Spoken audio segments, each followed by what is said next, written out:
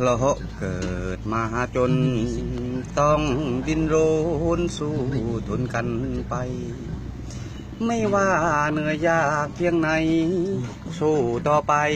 อย่าได้วันเกรงขี่รถพ่วงข้าง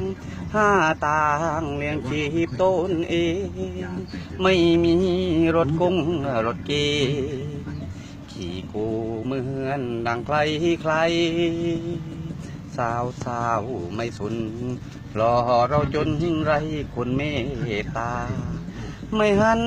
มารักเลยนะโอ้อนิจจาช่างน่าสงสารต่อให้ทำดีเท่าใดเขาไม่ต้องการ